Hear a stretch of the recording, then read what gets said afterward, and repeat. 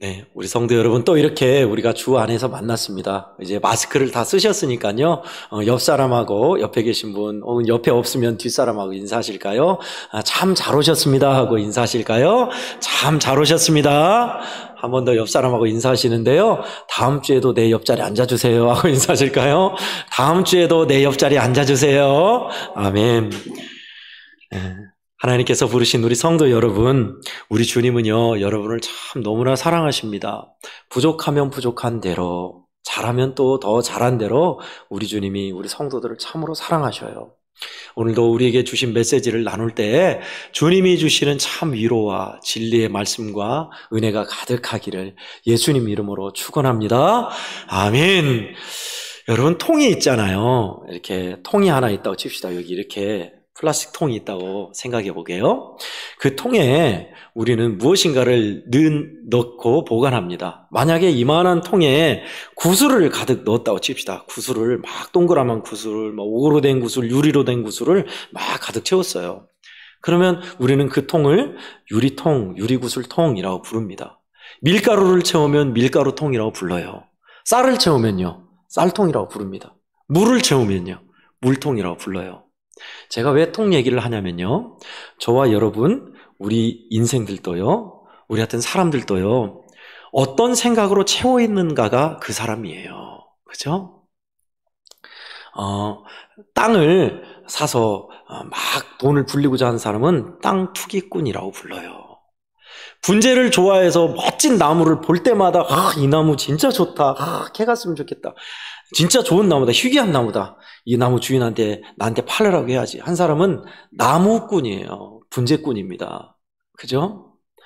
자동차 매니아가 있어요. 자동차 1년만 되면 자동차를 바꿔 신차로 자동차 새로 나온 거 현대에서 GV90이 나왔대, 80이 나왔대 하면서 막 자동차를 바꾸고 관심 갖는 사람은 자동차 매니아라고 하는 자동차꾼입니다. 저와 여러분이 담고 있는 생각이 그 사람이에요, 사실은. 그죠? 그렇다면 우리 그리스도인, 예수 믿는 사람은 무엇으로 가득 생각이 차야 할까요? 정답이 나와 있습니다. 그리스도인, 예수쟁이, 야소교, 예수교 믿는 사람들은 예수 그리스도의 생각으로 가득 차야 하는 거예요. 아멘. 오늘 본문이 간략하게 그 얘기하고 있습니다. 예수를 깊이 생각하라. 전반부에는요, 함께 하늘의 부르심을 받은 거룩한 형제여 하고 우리를 그렇게 지칭하네요. 그러면서 믿음의 도리의 사도이시요 또 대제사장이신 예수를 깊이 생각하라 하고 이야기하고 있습니다. 전반부에는 부름, 후반부에 하고 싶은 말이 뭐예요? 예수님을 깊이 생각하십시오 라는 단순한 한 구절입니다. 이 구절 말씀이 어느 배경에서 나왔냐면요, 히브리서는 유대 그리스도인, 그러니까 유대교에 있으면서 예수님을 믿게 된 사람들을 배경으로 쓴 글입니다.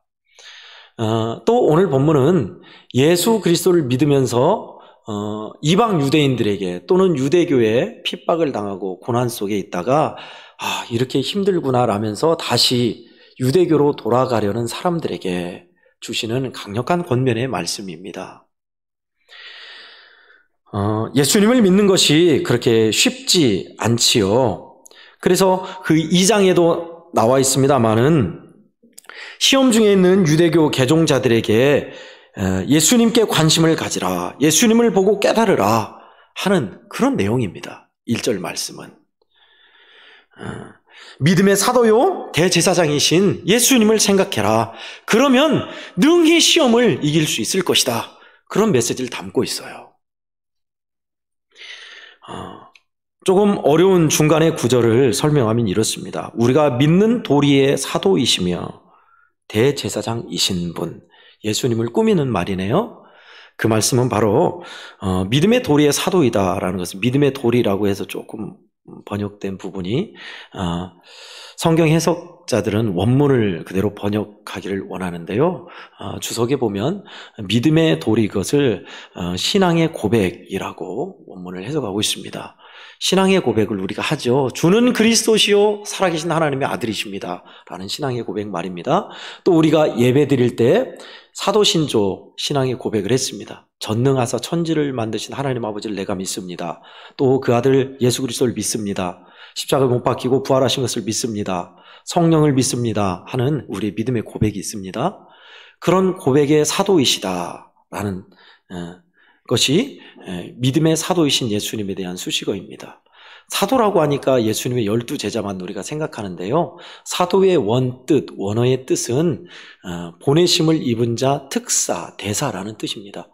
하나님의 보내심을 입어서 우리로 하여금 믿음의 고백을 하게 하신 분, 그분이 예수님이십니다. 그리고 대제사장이시다고 하십니다. 우리에게는 익숙치 않은 표현인데요. 대제사장이라는 그런 제도가 우리에게는 없었지만 유대인들에게는 알아먹는 내용이었어요. 대제사장은 1년에 한 번 특징 중에 대속죄일이 있었습니다. 그것은 온 백성의 죄를 대속하는 날입니다. 그래서 온 백성의 죄의 고백을 받아서 피를 받아서 지성소로 1년에 한 번 대제사장만 들어가는 거예요.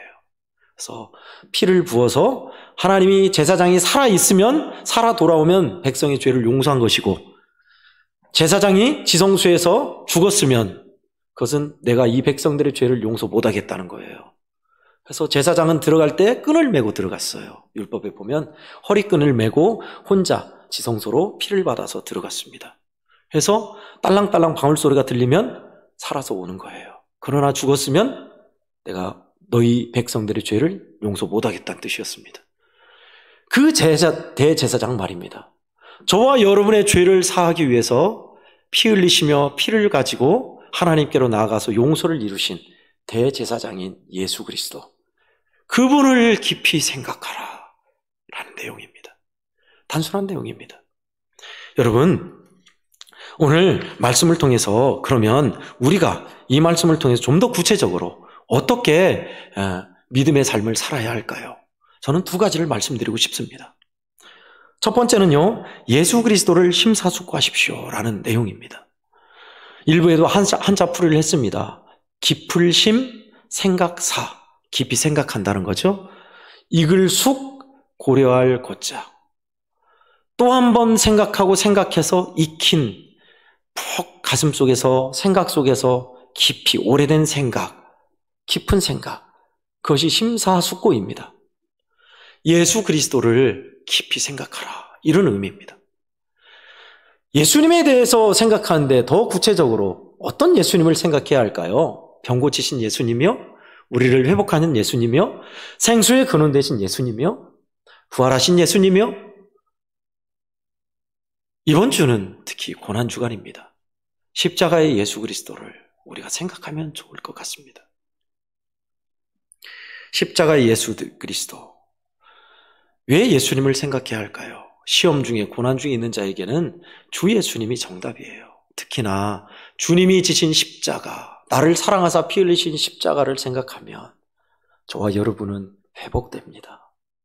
하나님의 놀라운 은혜와 사랑이 극치로 표현되어 있기 때문에 그것을 바라보고 곰곰이 생각하다 보면 회복 안 되는 것이 이상한 거예요.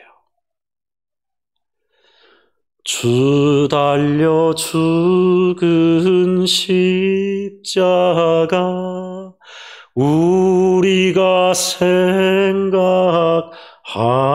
때에 세상에 속한 욕심을 헛된 줄 알고 버리네. 아멘. 저는 100% 공감합니다. 주님 달려 죽은 십자가 우리가 생각할 때에 세상에 속한 욕심을 헛된 줄 알고 버리네. 예수님의 십자가 생각하면요, 가만히 바라보고 있으면요, 나를 사랑하셔서 극진하게 아끼셔서 피 흘리신 십자가가 나를 치유해요, 회복해요.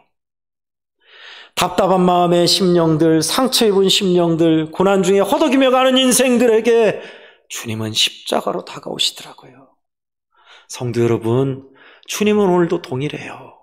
이곳에 계신 여러분을 너무너무 사랑하셔서 안 되고 할 수 없는 우리의 죄악을 지시고 피 흘리신 주님, 그 주님의 의미는 뭡니까? 사랑하셔서 회복하겠다는 겁니다.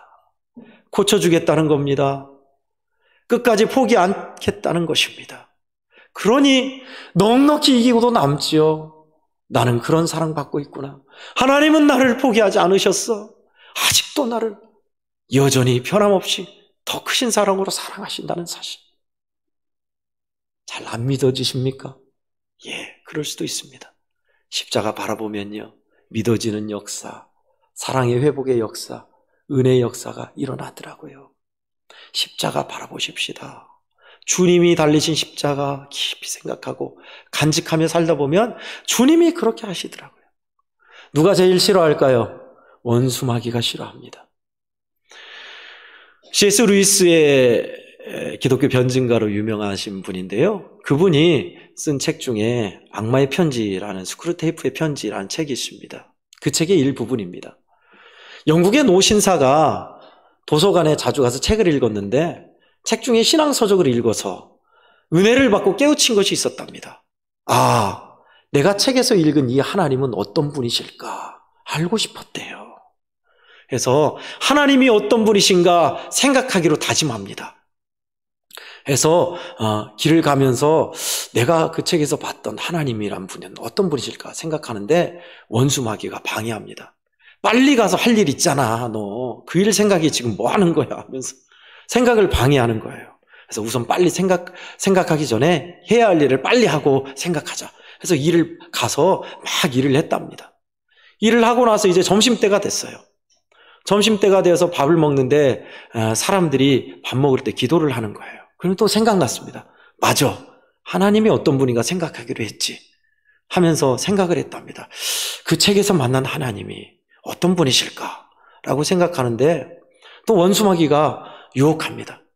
아, 뭐 하는 거야, 빨리 밥 먹어야지. 밥 먹을 때는 밥 먹고 나서 생각하면 되잖아 하고 밥 먹을 때 생각해야지, 맛있는 거를 먹어야지 하면서 또 유혹합니다. 맛있는 거를 먹고 밥을 먹고 먹는 것만 생각한 거예요.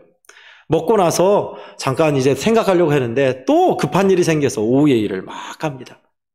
그렇게 오후까지 지나고 이제 다시 집으로 돌아와서 피곤하다 하면서 이제 하루를 정리하고 마무리하는데 하나님에 대한 생각을 하고자 하는 마음이 사라지더래요. 그러면서 원수마귀가 회심의 미소를 옆에서 짓고 있었다라는 악마의 편지의 내용입니다. 이 글의 내용의 의미가 뭐겠어요? 원수마귀는 저와 여러분들의 생각에 예수님을 닮지 못하게 해요. 십자가의 은혜를 생각하지 말게 해요. 방해합니다. 못하게 합니다. 그래서 세상 것을 생각하고 급한 것을 하면서 몰두하게 만들고 주님의 은혜, 주님의 말씀은 까맣게 잊어버리게 하는 것이 원수마귀의 계략입니다. 성도 여러분, 속지 마십시오. 하루 중에 우리의 생각을 한번 보세요. 뭘 가장 많이 생각하고 있는지. 권력을, 돈을, 명예를, 내 목표를 생각하는 게 그 사람이라고 했잖아요. 그죠? 제가 오늘 말씀을 준비한 이유는 고난주간을 맞아 준비하는 것이 아니었습니다. 주중에 새벽기도 하면서 하나님 앞에 엎드리는데 주야로 묵상하는 자가 복이 있다는 거예요. 밤낮 생각하는 사람, 뭘 생각해야 돼요? 그러면 주야로 묵상하는 것을.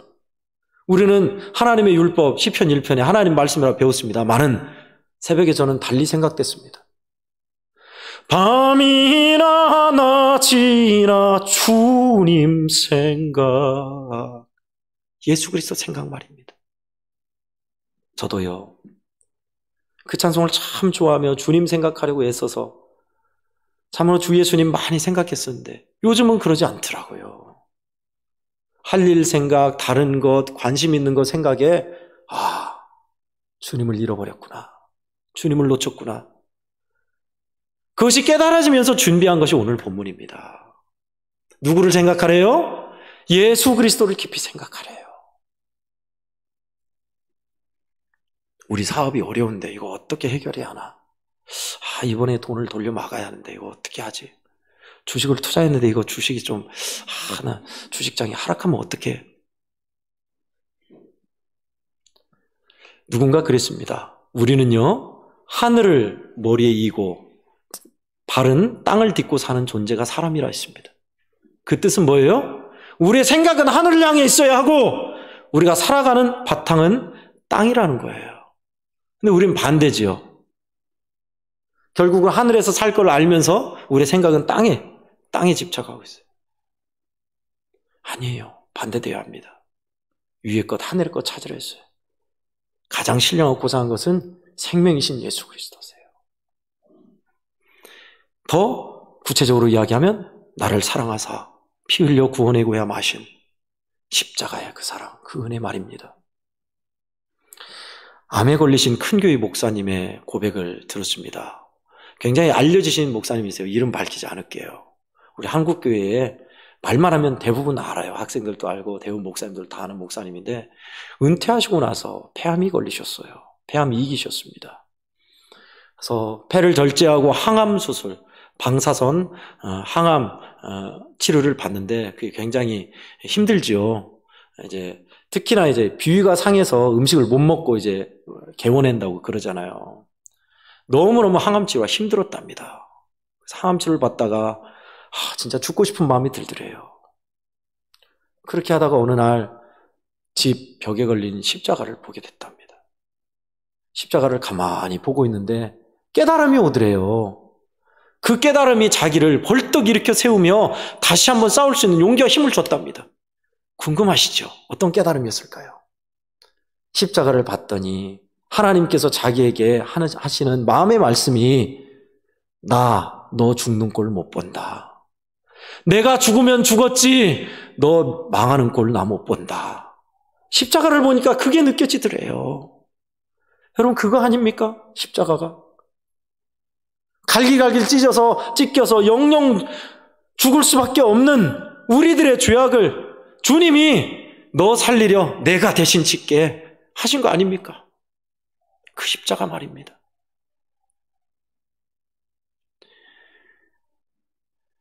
나를 사랑하사 피 흘려주신 십자가를 바라보는 사람들, 가슴에 담고 살며 깊이 생각하며 십자가의 사랑에 익어가는 사람들, 녹익은 사람들, 넉넉히 시험을 이긴다고 하고 있습니다. 예수님을 깊이 생각하라 하라고 우리에게 말씀하고 있습니다. 특히나 이번 주는 또 의미 있게 고난주간이네요. 물론 1년 365일 우리가 경건히 살고 주님의 뜻에 합하는 발걸음이 돼야 합니다만은 언제 또 1년 중에 가장 주님을 생각하고 주님의 고난에 동참한 때가 있겠는가요? 물론 다양한 것을 합니다만은 우리 애양원교회는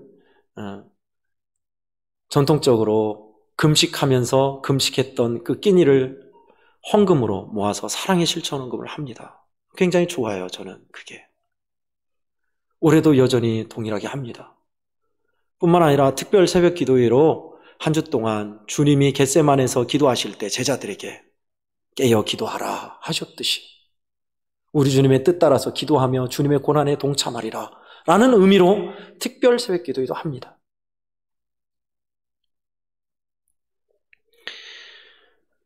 주님이 달려 죽으신 십자가를 생각하는 사람은요, 위로와 은혜를 받습니다. 저도 그래요. 여러분 앞에 말씀드리는 제가 잘해서 예수님을 늘 생각하며 24시간 동행해서 아닙니다. 안 그럴 때가 더 많아요, 저도. 성질 낼 때 있고요, 혈기 부릴 때 있고요, 욕심 있을 때 있고요. 주님 말고 다른 것에 정신 팔려서 나갈 때 있고요. 근데요, 우리 주님 앞에 나오게 하시고 십자가 보게 하시면 또다시 머리 숙이며 주님께 가더라고요. 저만 그럽니까? 이곳에 앉아 계신 성도 여러분을요, 주님은 저보다 더 여러분들을 아끼시며 회복시켜 주시고 싶어 하세요. 신앙의 힘을 잃어버리시고 헌신을 잃어버리시고 믿음의 길을 잃어버리신 이가 있습니까?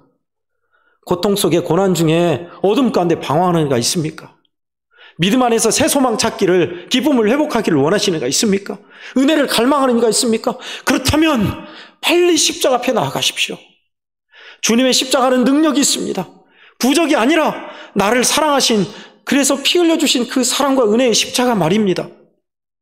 그 십자가의 은혜로 다시금 일어서며 우리 주님 안에서 든든히 서가는 우리 모든 성도들 되기를 간절히 축복합니다. 아멘. 두 번째는요, 형제로 부르십시오라는 메시지입니다.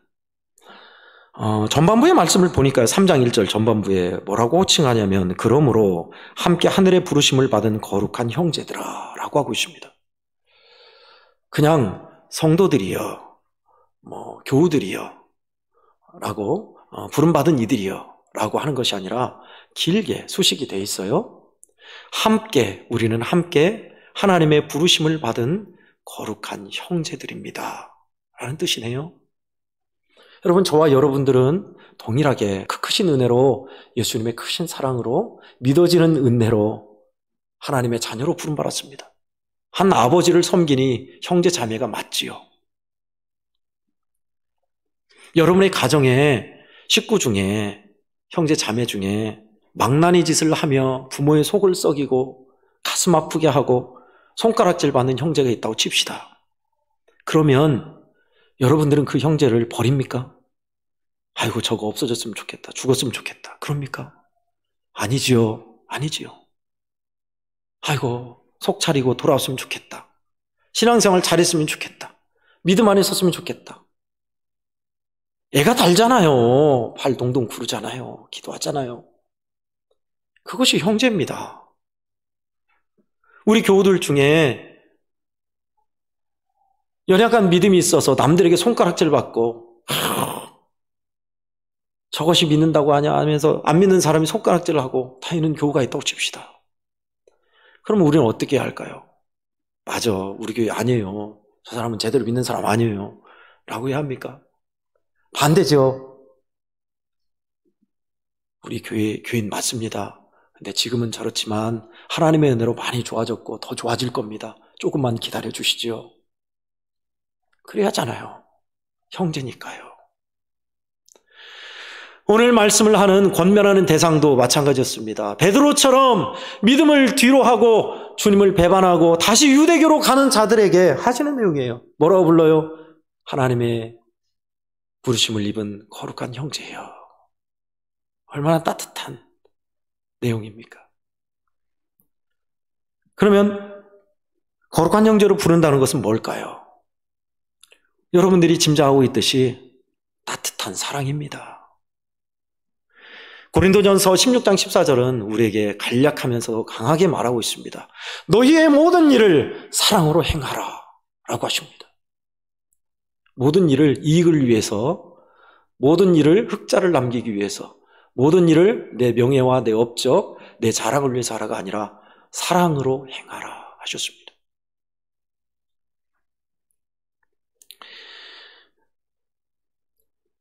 허물 많은 베드로를 용서하시고 다가오신 주님은 오늘도 나에게도 그렇게 다가오셨고요, 연약하고 방황하고 힘겨워하는 우리 믿음의 성도들 형제에게도 동일하게 다가오셔요.